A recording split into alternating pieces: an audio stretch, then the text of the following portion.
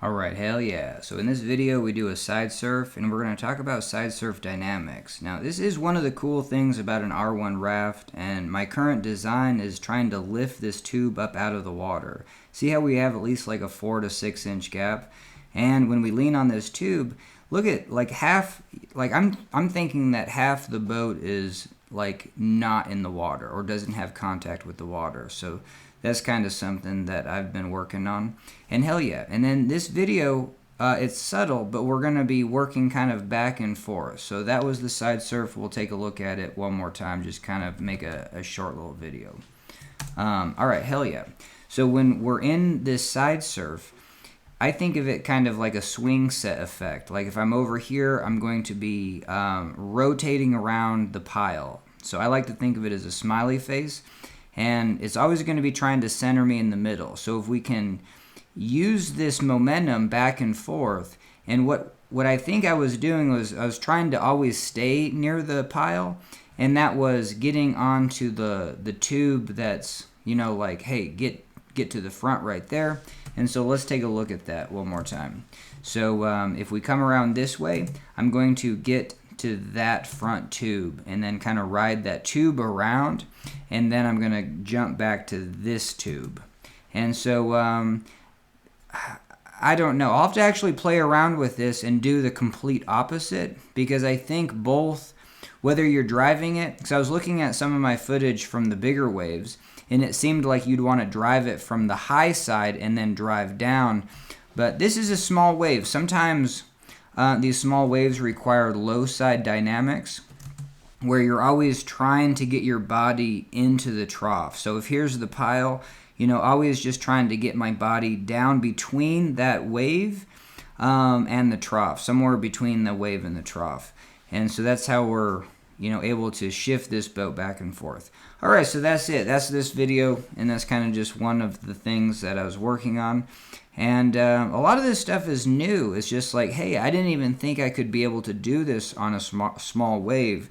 And so now that we're trying to work on R1 design, you know, definitely looking at the physics of what goes and how to improve upon that. Here's one of the other things. It's like, man, I can't re-get this wave. So this would be for a separate video, but the idea came up is like, how do you make this boat, like, I'm edged and it's streamlined, and you can see that it's not just half the boat in the water. So that's the design I really want to work on, where you strategically make the boat V-shaped, so you have no chance, or I mean, like when you're on this neutral surface, the boat has no chance to be touching the water. Because even like right here, I'm trying to edge, and then you know, one of my old coworkers, he's just like, so what's the deal with edging? And I would say it's just to reduce surface tension, but hopefully if you are gonna, you know, put that over onto edge, like look how much edge this is.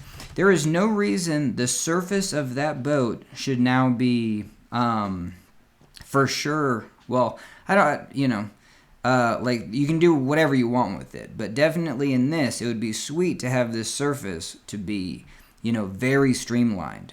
And this is where, you know, I don't know how you're going to do it from an inflatable perspective, but you can always use inflatable material to get better, you know, especially not put material where you don't want it. But this gives you the opportunity to, man, potentially have, you know, a hard boat where you have this, you know, just be a driving edge, because it's really difficult to kind of paddle back in on these waves. And that's where I'm also going to look at a smaller boat, you know what I mean? There's a chance that even making this boat smaller, maybe it's easier to get into a wave. You know, maybe because it's so big that you get a lot of shear. And that's the other thing. You have so much with these big boats of like, what's going on? Well, maybe 90% of my boat is like just getting drugged downstream, and I can't even effectively get, and this is, I'm glad I'm making this video, because one of the designs that I'm working on is from the cockpit position. If my knees are up against the thwart, I should be able to fully effectively lean this boat and almost get this whole boat out of the water. So let's say if I was near the front, like right now, I should be this boat should just be sky high, and I should be driving in. And that was, you know, so a lot of this, I think my videos will be good even if I don't show footage. So, and we'll try to make as many videos as possible. That's what we do. Anyway, so over here on this wave, driving back and forth, like once you get caught in the current, man, you're just like down here before you can even do anything. And so what I have found, especially with an R1 boat, is if you can be front loaded with your body, if you can get your body to the front, you can carry that momentum, you know, across wave trains. And it's really remarkable because it's a different move than a kayak. But with the current 10-foot boat, like that is the way to get your boat, keeping it low, keeping the other portions of the boat out of the water, and that's where this is a 10-foot boat. What happens if you're doing the opposite is if you're at the back of the boat trying to cross a wave train, you have such a ramp angle that it's ramping you back the other way. And so that is, and I think of like being at the front of the boat with an R1, I think it's like caveman, I'm going to call it the caveman, just because it's super archaic. It's I think where people thought you had to R1 until you could just R1 like a canoe, like obviously, you know.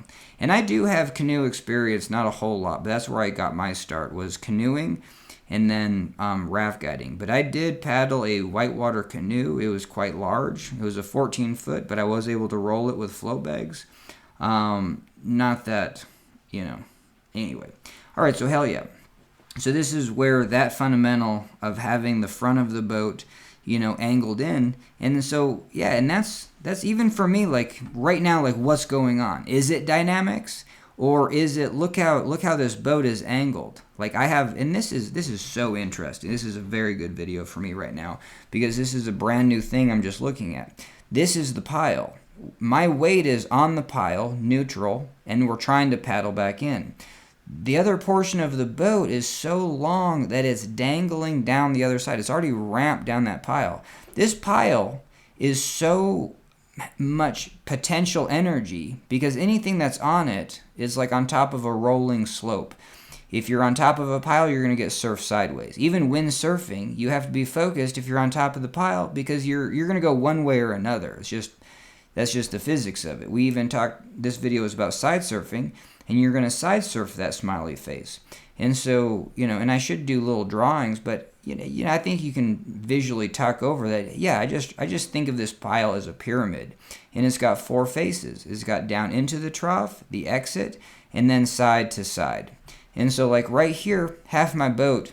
Look at this ramp angle. There's just no chance. There could be a chance if I was able to get this and then get it down. And so this is where it's kind of interesting. Why do small boats, like why is it that small boats can just, you know, they'll go up onto this pile, like the playboat kayaks. You know, usually if they're somewhere in this pile, there's a chance, and it's displacement. One is that their body weight is heavier with that displacement, so they're literally pushing that pile out of the way. And they might be even sitting flat on it. And even with the playboat, you get to control the arc of your descent into that hole. And so, hell yeah, I'm really glad I'm making this specific video because this was one of the things that I wanted in an R1 boat, is from the cockpit. You have as big a cockpit as you want, but if your knees are up against the thwart, like this is kind of as far forward as you can get, kind of. But that's where you want the boat to tip. Like if your knees are against that front thwart, this boat should be fully tipped at a very high angle into the water. Just because you're going to be sitting in the back of the boat anyway, and so the front of the boat can be drastically shorter than the back of the boat. And I should say drastically shorter from where you put your knees up against the thwart. And it's just this front portion of this boat, you should be able to get it to rocker. Now you're already in the back, and the back also can be, the back's a pretty good size. It also can be shorter, but you know, that's two different things going on there. When you're in the back, you're already on this back kind of D-ring right here, and you definitely want to be able to get to the back, almost to the back seat, so you can do the same thing, get that whole boat stern dipped and get that whole boat into the water, especially for doing, for turning and all that.